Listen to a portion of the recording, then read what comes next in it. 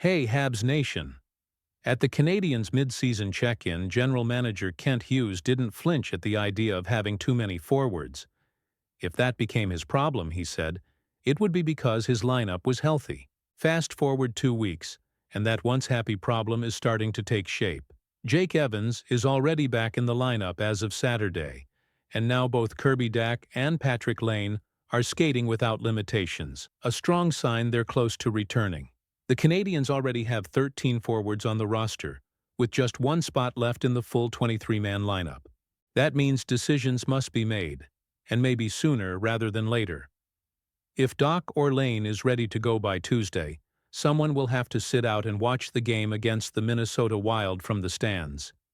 And if both are activated, then a forward would almost certainly have to be cut, either placed on waivers with the intention of a minor league assignment or moved in a trade. After Saturday's win in Ottawa, head coach Martin St. Louis admitted he's going to have to start juggling his forward lines once those injured players return.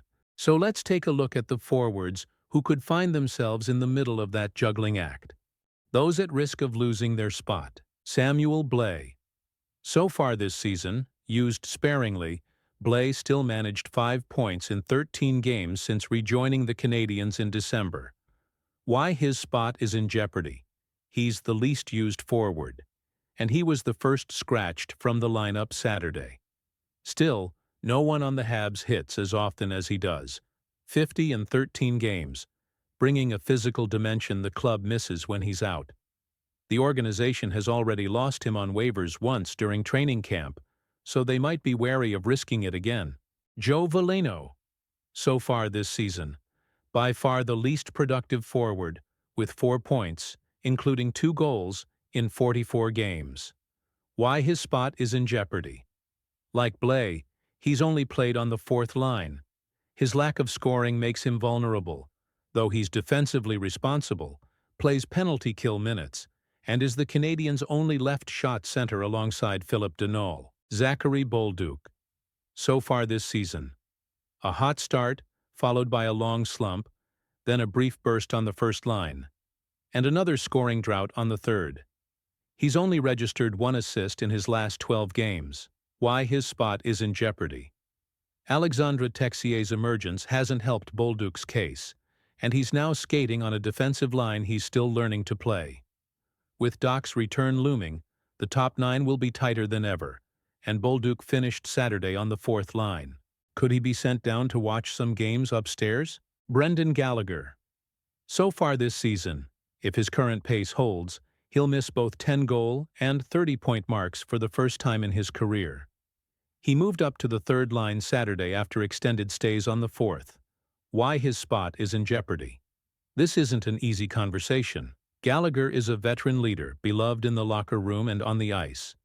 That counts for a lot. But if his name wasn't Brendan Gallagher, he'd be squarely on the bubble with just 5 points in his last 27 games. The players coming back. Kirby Dach. So far this season, before a right foot fracture in mid-November, Dach had 7 points in 15 games.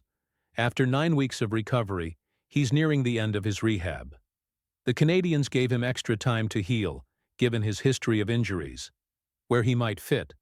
Dach played center early in the season and floated between the 2nd and 4th lines. With Deneau now in the fold, Dach could slide to the wing, possibly on the right side of Deneau or Jake Evans, though it wouldn't be surprising to see him get a shot on the first line eventually. Patrik Laine. So far this season, limited to 5 games early on with just 1 assist, then sidelined for surgery on a sports hernia. A return this soon would defy expectations. His original timeline was 3 to 4 months. Why he's the big question mark.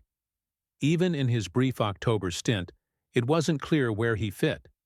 At 5-on-5, a pure offensive weapon like Laine found himself on the 4th line with Evans and Josh Anderson. On the power play, normally his forte, he was stuck on the 2nd unit. Now the Canadiens are one of the NHL's most productive teams. Where on earth do you put a guy who, no matter who he plays with, is a defensive liability? If there truly isn't a place for him in the lineup, the radical option would be assigning him to the Laval Rocket. something made nearly impossible by his $8.7 million cap hit and limited production, even if Montreal retained salary. The only other precedent? Something like Brandon Saad last season, who agreed to terminate the remainder of his contract with the Blues and re-signed cheap with Vegas for the final stretch. With Patrick Lane, as always, it's complicated. Go Habs.